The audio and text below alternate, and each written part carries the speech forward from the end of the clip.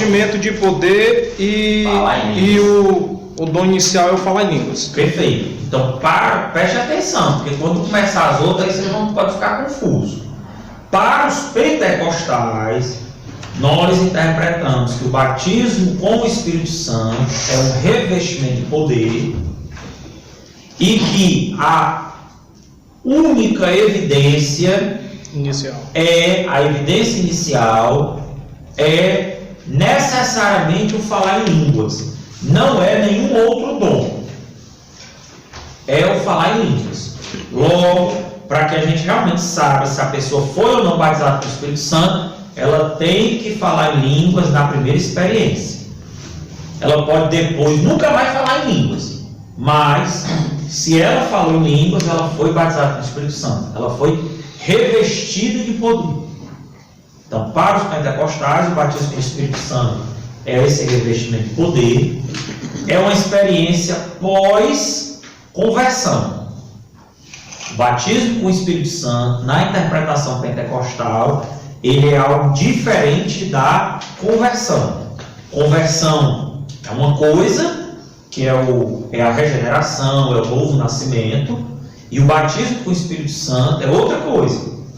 Então, só é batizado com o Espírito Santo na interpretação pentecostal quem já é crente. A pessoa é crente, que aceitou a Jesus, converteu, se arrependeu, e aí ela vai buscar essa experiência, esse revestimento de poder. Os tradicionais acusam os pentecostais dizendo também que o batismo com o Espírito Santo, ou no Espírito Santo, né, como alguns interpretam, né, com ou no, que é a segunda bênção. Perfeito. Eles usam essa expressão, é a segunda bênção. Aí diz logo assim, por que ele não entrega, por que Jesus não entrega logo a bênção completa? A bênção toda, né? Isso. Exatamente. Então a gente fala já melhor quando a gente chegar nos reformados, não só para o pai, para os irmãos entenderem. Então, para os pentecostais, o batismo do Espírito Santo é a segunda bênção. Professor, por que a segunda? Porque a primeira bênção é a salvação. A primeira bênção é a salvação.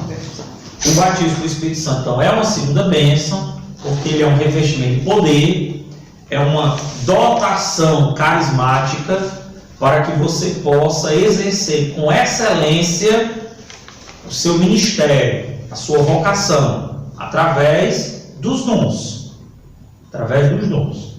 Depois, em outras aulas, nós vamos falar sobre os dons que aparecem na Bíblia, mas aqui a gente apresenta de forma geral. Então, através do batismo do Espírito Santo, você passa a ter acesso aos dons que a Bíblia nos apresenta. E na interpretação do pentecostalismo clássico, a única evidência é falar em línguas. Professor, pode ser outra? Não. Somente se ele falar. Professor, mas ele profetizou. Tem que falar em línguas. E aqui, a interpretação pentecostal do falar em línguas é uma língua estranha, uma língua diferente. Não é um outro idioma. É uma língua espiritual. É uma língua angelical. Uma língua dos anjos. Uma língua sobre-humana. Não é porque fulano está falando aí inglês, em espanhol, outro idioma. Não. É uma língua que é um mistério que só ele e Deus tem um discernimento. Essa aí é o falar em línguas estranhas. É o falar em línguas estranhas que ninguém tem. Me permitam citar uma referência de Camboriú. Marco Feliciano. Doutor. O Marco Feliciano usava essa metáfora para explicar o que era o falar em línguas. Metáfora. Aí ele dizia assim: se você quer falar comigo, você liga para o telefone da minha casa.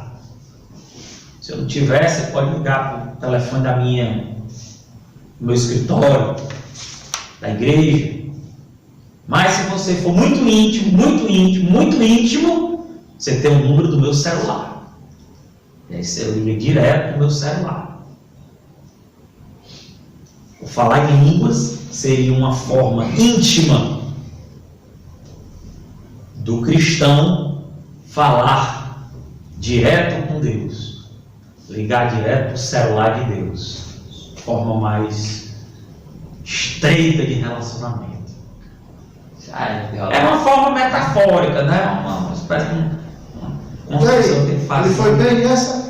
Até onde ele está certo. Ele exagerou, né? Mas assim, eu acho que ele exagerou no sentido de que... Do escritório da casa. Do escritório da casa. Porque aí, irmão, se você parar para pensar, então quer dizer que então a nossa oração é como se eu estivesse ligando para a casa de alguém e a pessoa pode não estar lá. Então eu posso orar e Deus não está lá, Não é nem baixo. Mas tentando entender o que ele quis dizer nessa ilustração, ele só quis dizer que essa oração em línguas, falar em línguas, era uma espécie dessa intimidade, dessa comunhão maior. Que realmente o texto de Paulo em 1 Coríntios 14 diz que quem fala em línguas edifica-se a si mesmo, porque é um mistério com Deus. Diga, meu irmão, pode ir. O que veio ao meu entendimento agora, Luizinha? Agora, recebeu agora. Eita, desceu do céu agora. Do seu entrega, pai. Vem cá, É o seguinte, diz a uma. Rapaz. Esqueceu. Esqueceu. É porque não é pra rolar. É porque não é pra falar. Só tu e Deus. Olha, já lembra. Quando tu lembrar a tua vida. É, pessoal. Esse cinema aí foi uma pergunta aqui, ó. Começa a dizer assim, rapaz, o crente que usar agora, ele tá certo, pra ficar. Pra quem veio o crente, foi Deus que veio. É verdade. Verdadeiramente. Entenderam que é o batismo do Espírito Santo para os pentecostais, né? Sim. Entenderam bem, né? Pronto. Para os reformados, para as igrejas tradicionais, alguém pesquisou, alguém leu? Que o batismo foi Vai, diz. Não, pode Vai falar. lá, Fala, Thiago. nobre. Eu já falei Não, primeiro não. você, Thiago. Vá, dê lugar aí. Eu posso o batismo do complementar. Espírito Santo foi só uma movimentação para aqueles dias, né? E não poderia vir até o dia de hoje. Pronto. Só Para eles, na visão deles, é que eles têm a visão diferente do pentecostal no sentido de que não é necessariamente você falar em línguas. O batismo para eles é você ingressar no corpo de Cristo. Pronto. É como se fosse parecido com o batismo nas águas. Eles se referem muito a isso aí com relação à regeneração. Perfeito. Então, para os tradicionais, os reformados, eles entendem que o termo batismo com o Espírito Santo está se referindo à conversão. Então, batismo com o Espírito Santo e conversão é a mesma coisa. São sinônimos para descrever o mesmo fato. Qual é o fato? Que a pessoa aceitou a Jesus. Por que eles entendem assim? Por aquilo que eu já sinalizei para os irmãos. Olha, se nós só podemos aceitar Jesus como Senhor se formos convencidos pelo Espírito Santo, então a pessoa, quando aceita Jesus, ela foi ali batizada, mergulhada. O Espírito Santo já está nela, porque ela reconhece a sua condição de pecador. Logo, eles interpretam que batismo com o Espírito Santo é sinônimo de novo nascimento, de regeneração, de conversão. E que os dons, eles só foram importantes na era apostólica, na era do Novo Testamento. Por quê? Porque como naquele momento histórico ainda estava formando o cânon Novo Testamento, ainda não havia os textos bíblicos inspirados, então os dons eles foram importantes para a validação do ministério apostólico, mas que hoje, diante do texto bíblico, do cânon do Novo Testamento, da palavra de Deus, os dons cessaram. Nós chamamos isso, o termo técnico na teologia, é o cessacionismo. O cessacionismo é uma corrente teológica que entendem que os dons cessaram, não estão mais em vigência, em vigor, porque não há mais necessidade dos dons, já que agora nós temos o cânon do Novo Testamento. Para defender isso, geralmente eles utilizam o texto de 1 Coríntios 13, aquele quando Paulo vai dizer, né? agora, em parte conhecemos e em parte profetizamos. Mas quando vier o que for perfeito, então aquilo que é em parte cessará. Eles entendem que o que é o perfeito? A Bíblia, a palavra de Deus. Quando não havia ainda o perfeito, a palavra de Deus, porque o cânon, os textos do Novo Testamento ainda estavam sendo produzidos, que era apostólico, havia a necessidade dos dons, a profecia.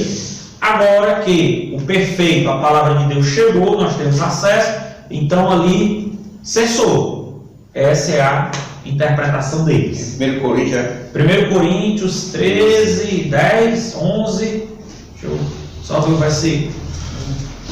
Professor, correto, a expressão correta é batismo com o Espírito Santo ou com o Espírito Santo? O pentecostalismo ele tentou fazer, digamos assim, essa distinção: o batismo com o Espírito Santo e o batismo no Espírito Santo, dizendo que o batismo com o Espírito Santo seria a conversão e o batismo no Espírito Santo seria o revestimento de poder. Mas isso a própria teologia pentecostal deu um jeito de corrigir e dizer: não é a mesma coisa, é uma expressãozinha que ninguém pode ficar brigando com, no, entendeu? Dá certo não.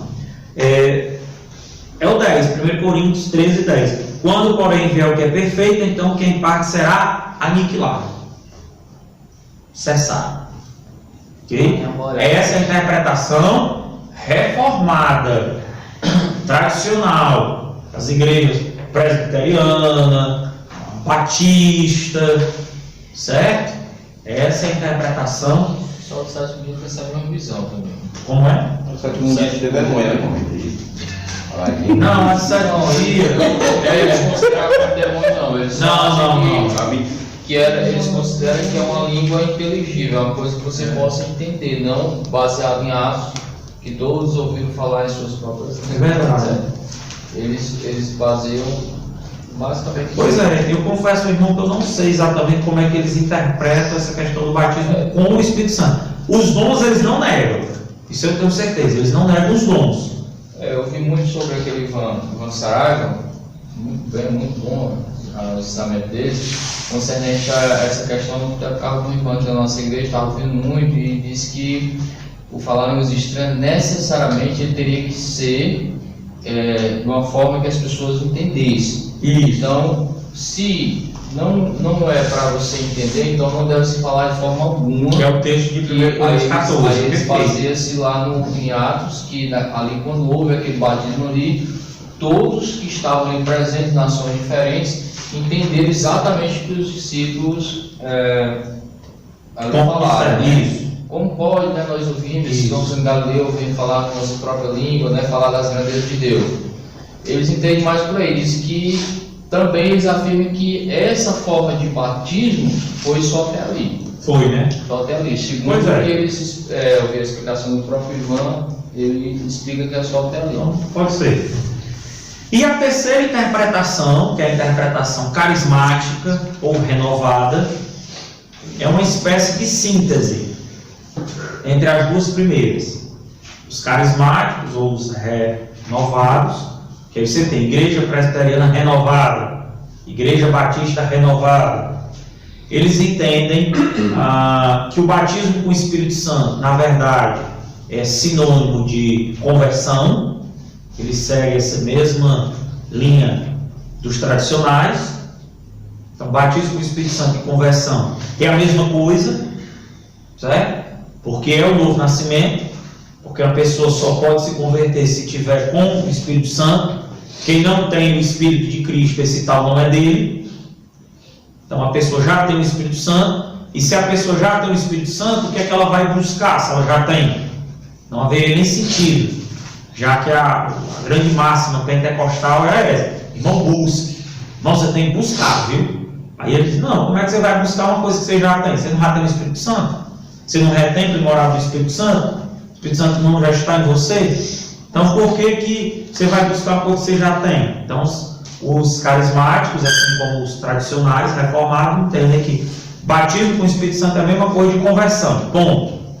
Mas eles vão entender que a pessoa, o crente, pode e terá quantas experiências carismáticas o Espírito Santo quiser dar ou fazer com ele. Assim, os renovados não negam a atualidade dos dons e também não atrelam, não amarram a questão só no falar em línguas. Não, pode ser qualquer tipo de dons. Já que você foi batizado na hora da conversão, porque batismo com o Espírito Santo é conversão, já que você tem o Espírito Santo na sua vida, o Espírito pode lhe rebatizar, o Espírito pode fazer com que você tenha quantas experiências ele quiser, porque ele faz segundo a vontade dele, e ele distribui os dons como lhe apraz, não tendo uma obrigatoriedade de dizer, não, é só o dom de línguas. Não, pode ser qualquer um dos outros. Não tem nenhum problema. Não tem nenhum problema. Professor, Oi, meu querido irmão. é possível alguém ter dom sem ser batizado? Na interpretação pentecostal, não. Por quê? Porque os dons bíblicos, nós fazemos uma separaçãozinha pedagógica, didática. A diferença entre dons e talentos. Os dons são aqueles que estão na Bíblia e que são dados para a igreja com o propósito do aperfeiçoamento dos santos. A pessoa ela pode ter um talento natural, humano, e nem crente precisa ser. Por exemplo, a pessoa pode ter um talento natural de tocar um instrumento. Quantos vocês conhecem, o cara nunca teve uma aula, nem de canto, nem de instrumento, mas ele é um autodidata, ele aprendeu sozinho. É um talento natural, humano. Agora, os dons bíblicos, esses são dados somente para a igreja e têm uma finalidade, edificação do corpo. Estes, na interpretação pentecostal,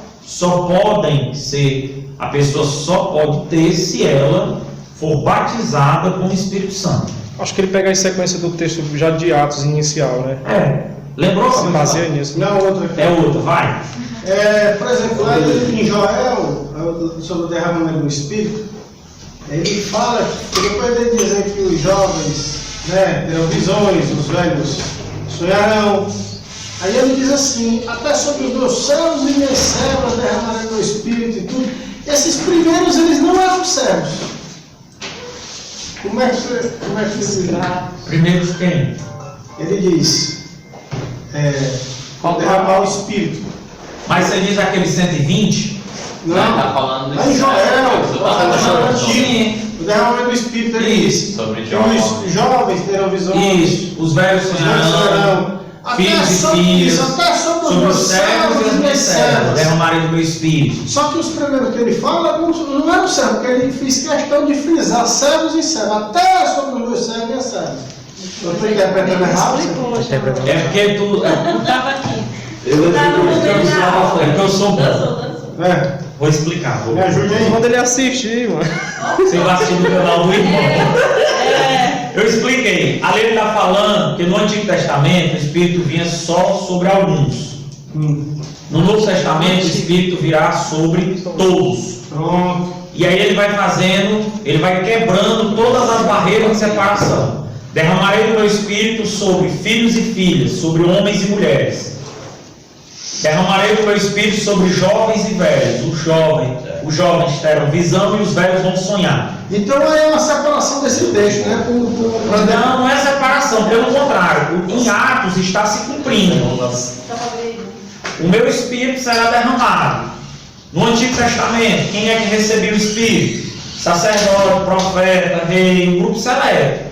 Agora, na nova dispensação, no Novo Testamento, quem recebe? Todos. Todas as pessoas não, todos os que creem, todos os salvos, todos os crentes. Mas não há mais barreira, nem de gênero, homem e mulher recebe. Nem de idade, jovem e velho recebe. E nem de posição social, servo e serva também recebe e pode profetizar. Me permitam completar com isso. É como o meu pentecostal. O meu pentecostal é maravilhoso por isso. Porque você pega um irmãozinho analfabeto, que converteu há 2 ou 3 semanas, e mesmo que você, se você não der oportunidade para ele, mas ele começar a falar em línguas, você diz, irmão, Deus está falando com a gente aqui, porque tem um movimento diferente nesse lugar. Deus está usando terra. É verdade. E aí um dia perguntaram para o pastor Carlos Queiroz, pastor, e esse movimento aí de falar em línguas, o que é isso? Ele disse, esse falar em línguas é a mesma coisa que quando um teólogo vai pregar na igreja. Ninguém entende nada. Mas no meu pentecostal é legal, porque termina o culto, você pergunta para o irmão, e aí, irmão? Foi o que você entendeu? Mas não entendi nada não, mas foi tão bom. Porque foi mistério. Tirando essas, que não entende ser classificações, tirando essas classificações, Certo. biblicamente, olhando dentro dos contextos bíblicos, é possível, tipo, a Pedro fala que aqueles que se converteram serão batizados, e aí fala, profetizarão e tal, etc. A questão do profetizar, biblicamente, ela não poderia ser interpretada como batismo do Espírito Santo? As visões, por exemplo, o irmão não falou em línguas estranhas, mas no entanto ele teve visões, né, e revelações para a igreja. Essa é a interpretação carismática. Carismática. Não só é línguas. Não é só línguas. É verdade. Tem 2 textos, irmãos, que eles... Porque assim, entenda, essa questão do batismo com o Espírito Santo, ela não é uma questão de pressuposto de fé. Ela é uma questão secundária na teologia. Ela não é um dogma teológico. Então, por exemplo, você não pode chamar um irmão tradicional de herege porque ele não crê no batismo do Espírito Santo da mesma forma que nós cremos. A heresia seria se a pessoa negasse que existe o batismo com o Espírito Santo. O fato dele interpretar que o batismo com o Espírito Santo é a mesma coisa de conversão, ele não está negando, ele está só interpretando diferente. Então há margem bíblica para todas essas interpretações, principalmente com 2 textos que eu vou apenas citar. Se você tiver curiosidade, você vai ler, pesquisar em casa, não é obrigado, fica por conta dos irmãos. O primeiro texto é o de Mateus, no capítulo 3, a partir do versículo 10. Mateus 3, a partir do 10. Está escrito: já está posto o machado à raiz das árvores. Toda árvore, pois, que não produz bom fruto, é cortada e lançada ao fogo. Eu vos batizo com água para arrependimento, mas aquele que vem depois de mim é mais poderoso do que eu, cujas sandálias não sou digno de lavar. Ele vos batizará com o Espírito Santo e com fogo. A sua pá ele a tem na mão, limpará completamente a sua eira, recolherá o seu trigo no celeiro, mas queimará a palha em fogo inextinguível. Então, uma primeira questão que a gente se depara é: ele diz, ele vos batizará com o Espírito Santo e com fogo. Seriam 2 coisas diferentes? Batizar com o Espírito Santo e batizar com fogo? Ou seriam sinônimos para escrever o mesmo fenômeno, a mesma coisa? Então, o primeiro problema, porque esse é o texto que primeira vez aparece a expressão: ele vos batizará com o Espírito Santo. E aí você vai ter que fazer um estudozinho de hermenêutica e de exegese para poder entender o que é esse com fogo aqui. Eu vi os tradicionais falando sobre isso aí. Os tradicionais são maravilhosos aqui, porque por isso que eu fiz questão de ler o versículo anterior 10, que fala de fogo, e o versículo 12, que fala de fogo. E aí eles vão dar uma explicação muito simples. Como é que o versículo anterior, fogo é uma coisa, o versículo posterior, fogo, é a mesma coisa do versículo 10, e vocês estão dizendo que o 11 é outra coisa. Então eles fazem a sequência lógica do texto. Isso é um problema para nós pentecostais. O outro texto é o de Efésios, capítulo... Revela o manto. 1,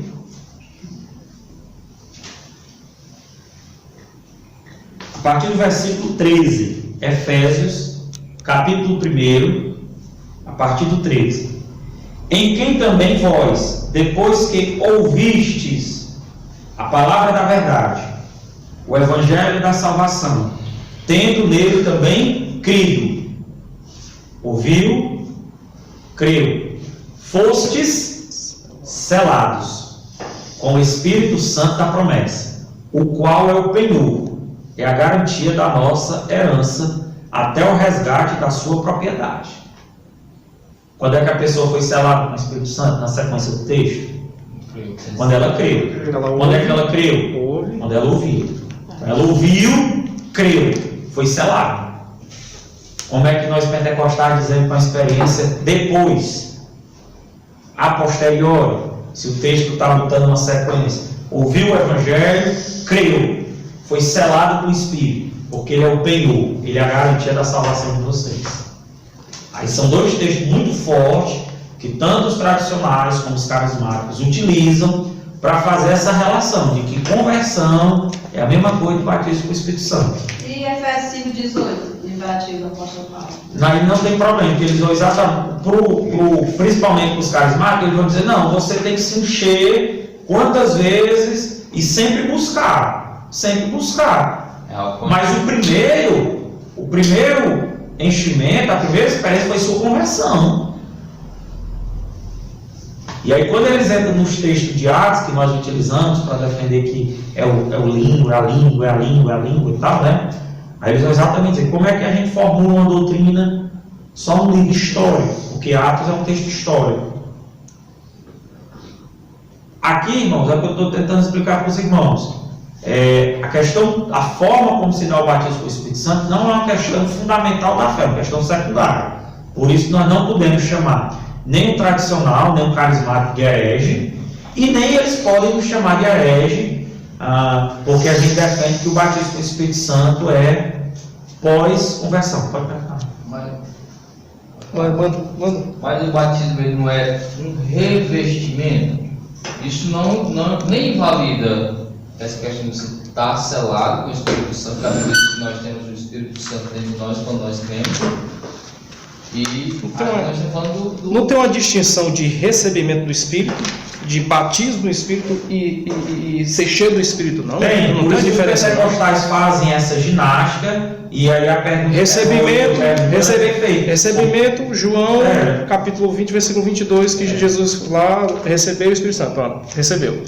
Atos 2, revestimento. Não há essa distinção. Isso, inclusive utilizando essa nomenclatura. Não é porque eles foram batizados com o Espírito. Depois eles foram batizados no Espírito. Antigamente não é porque eles foram batizados com o Espírito Santo. E depois eles foram batizados com fogo. Fazia essa ginástica. O problema dessa nossa ginástica que a gente faz para tentar explicar isso é porque vai ter esses textos que é um pouco mais difícil a gente explicar. Mas há uma explicação pentecostal que é essa mesmo, os irmãos sabem, essa que nós não. Pode tentar, né? E qual dessas três aí? Minha pergunta.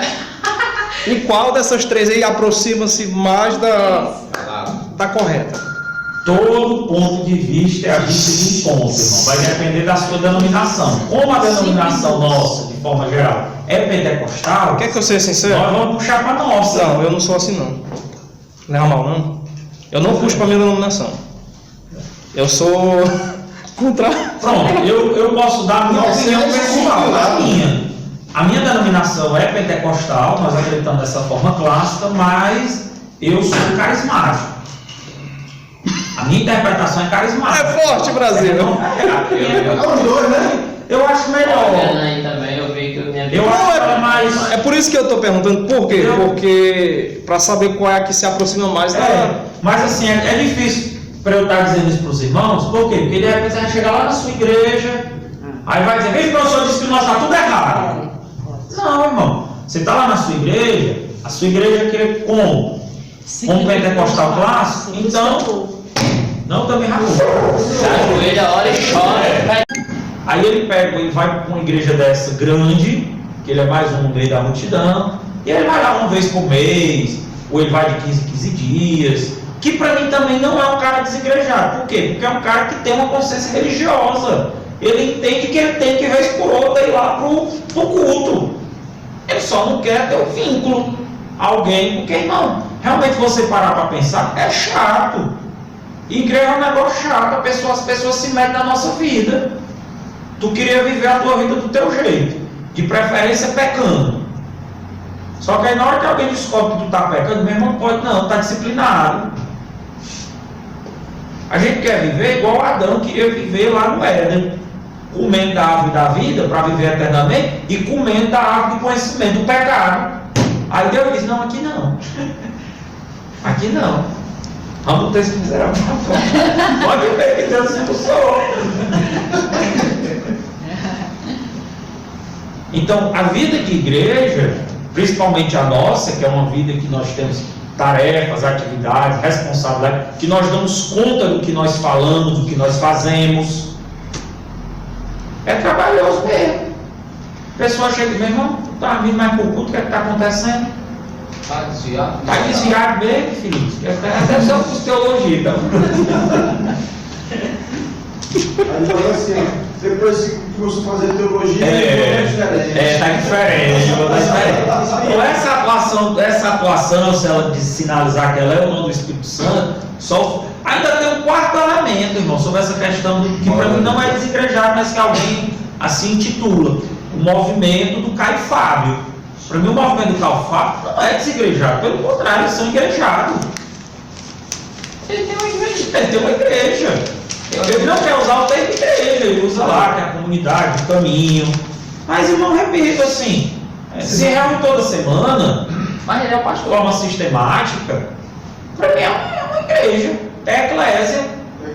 É eclésia. Eu não teria problema não, irmão, isso aqui que a gente faz, nós toda semana estamos juntos aqui. Isso aqui não é uma igreja propriamente dita, porque na verdade a gente se reúne aqui toda semana com outros objetivos. Quando você alcançar o seu objetivo de completar o curso, você não vai ficar vindo aqui. Alguns vão, por outros interesses, no sentido que quer rever, que acha legal, que foi marcante, mas de forma objetiva. Nós estamos aqui toda semana, nesse horário, mesmo no dia que tem chuva, porque nós temos outros interesses, e aí o interesse é diverso. Não tem problema não, se quiser tirar a oferta, eu pego ali. Pode Não tem problema não. Tá Pega logo a salva, é verdade, certo? E eu vou ser o tesoureiro. Então, vemos essa questão aí. Vamos entrar agora para início, né? Então, eu espero que tenha ficado claro para os irmãos. A atuação do Espírito Santo no Antigo Testamento, ela se dava de forma esporádica sobre alguns. A atuação do Espírito Santo no Novo Testamento, agora ela se dá sobre todos. Todo crente tem o Espírito Santo. É só o teu irmão ali que não tem o Espírito Santo, não. Então ele não é crente. Ele pode ser um religioso, ele pode frequentar as aulas, ele pode ter um certificado de teologia, ele pode ser um pregador. Se ele não tem o Espírito Santo, ele não é crente. Ele não nasceu de novo, ele não foi regenerado, ele não foi convencido pelo Espírito Santo. Vocês estão entendendo? Qual é o foco dele? De quem? Dessa pessoa. Bom, aí nós poderíamos analisar o que é que ele está tentando fazer. Ele pode ser um mercenário, falando de forma assim bem crua, certo? Ou não, ele não necessariamente precisa ser um mau caráter, não. Querendo ou não, irmão, o cristianismo ele tem categorias racionais, lógicas, que podem fazer com que a pessoa goste do local. Me diga qual é outra instituição que você encontra que fala tanto sobre moralidade, sobre bons costumes, sobre uma vida correta. Me diga qual é outra instituição que os irmãos acham com tanta facilidade, praticamente em toda esquina, que é um local razoável para você criar seus filhos.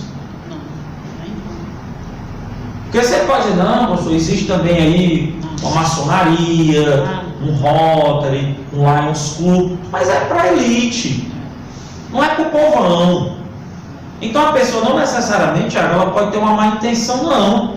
Ela pode ouvir aquilo ali e dizer, rapaz, sabia que dos cantos que eu já andei é o mais interessante?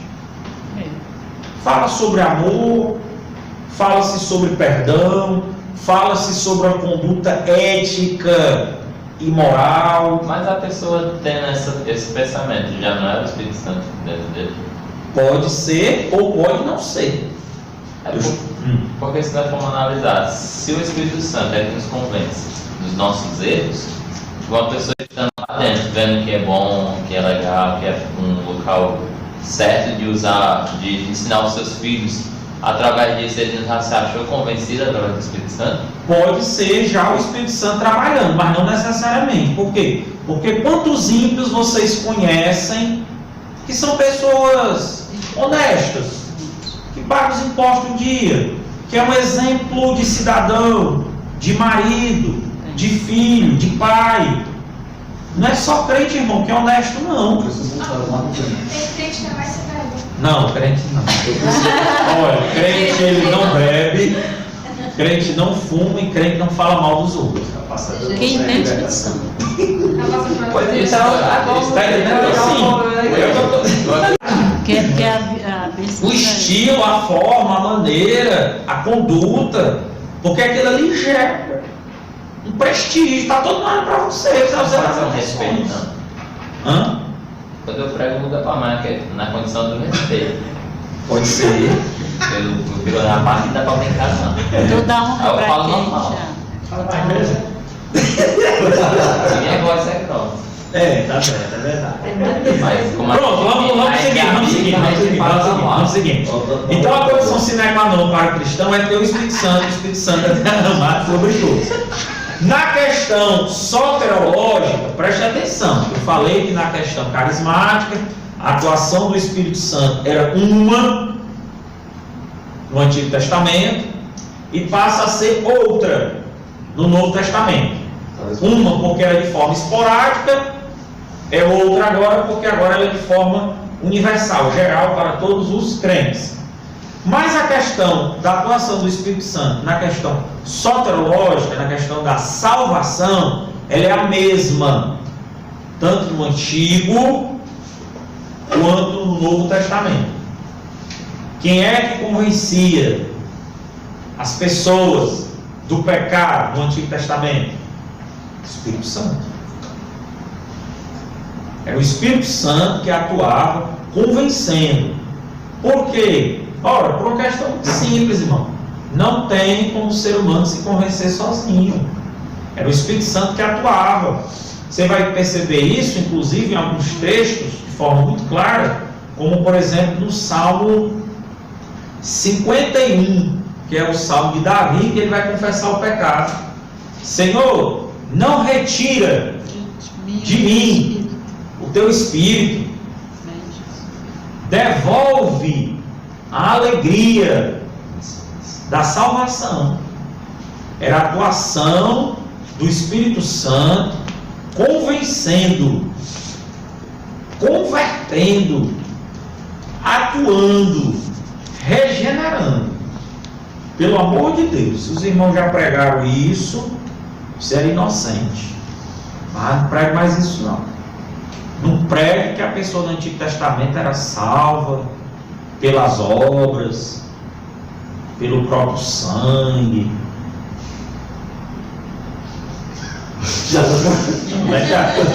Graças a Deus.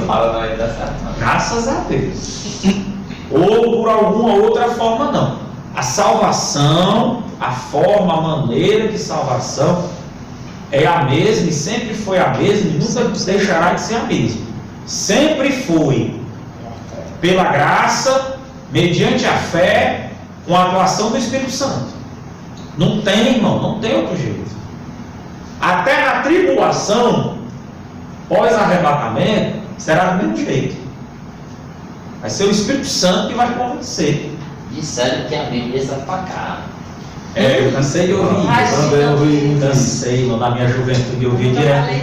E eles usavam um texto bíblico para poder validar o que eles afirmavam. Porque eles afirmavam assim, pelo menos os meus pastores, os pregadores que eu ouvia na minha juventude, eles olha, quando a igreja for arrebatada, das duas uma, ou a Bíblia literalmente será arrebatada também, aí subir a Bíblia tudinho, ou a letra que vai. Eu ouvi isso, então velho. As letras vão. Aí, para poder validar esse argumento, eles usavam o texto de Amós. Amós, capítulo 8, versículo 11. Eis que vem dias, diz o Senhor Deus, em que enviarei fome sobre a terra, não de pão, nem sede de água, mas de ouvir a palavra do Senhor. A Bíblia será arrebatada. Bom, eu presumo que não é assim não. Presumo que o texto estará presente na tribulação. E que pessoas serão salvas na tribulação aí, que nós não temos como negar mesmo, que a Bíblia fala dos 144 Só não sabe mil. como, né? Porque pelo que nós Mesmo ensinamos, jeito. o Espírito Santo só Não, aí não. o Espírito Santo não vai não. Aí, por isso que é importante essa minha introdução, para a gente entender o batismo com o Espírito Santo. O que acontecerá no período tribulacional é porque, com o arrebatamento da igreja, o véu da noiva, a grinalda, o enfeite, será retirado. Há algo que a igreja tem que o Antigo Testamento não tinha. Não com relação à salvação. Salvação é a mesma e sempre será a mesma, mas com relação ao carisma, aos dons. A igreja, o Novo Testamento, ele é abundante nos dons. Quando a igreja for arrebatada, o enfeite, a grinalda, o véu da noiva vai para a noiva, que é exatamente essa abundância dos dons. No período tribulacional não haverá a abundância dos dons. Por isso que nós vamos precisar e vai aparecer as duas testemunhas. Esse sim. Mal não, né? Hã? Eu vou precisar não. Rapaz, eu estou pensando em ficar. Estou pensando em ficar para as duas vão. Ou para eu ser uma das testemunhas. É mentira. É claro. Eu fosse Bora, nós dois, bora. Ou então para ajudar. Rapaz, vamos usar de ajuda, Tiago. Não, mas deixa. Dá pra fazer um bocado aí. Não é pouco, não. Pois então. Isso é melhor estar Pessoas acordado. que acreditam que o arrebatamento só no final da grande. Não vamos entrar isso não, que é a do Alfarelei. Vai. É amanhã. Não, eu não falo no próximo turno, só fala que vai ser a tribulação e pronto, acabou. Então pronto, aí não é comigo não, vocês perguntam aí. Eu estou só sinalizando para os irmãos que na questão soteriológica, a mesma forma que o Espírito Santo atuou salvando no Antigo, a mesma forma como ele atua salvando no Novo, e a mesma forma que ele atuará salvando o período tribulacional.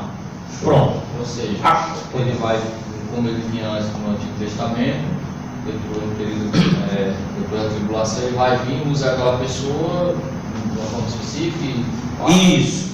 Então, veja, na questão da salvação, mesma coisa. Na questão carismática, é que será de forma mais pontual sobre alguns. Na tribulação é que vai ser menos, não? E aí é que vai ser carreira. Porque veja, mas aí vai ter uma forte atuação do Espírito Santo na questão carismática sobre as duas testemunhas. Tudo que as duas testemunhas vão fazer ali, irmão, é no poder, na atuação do Espírito Santo.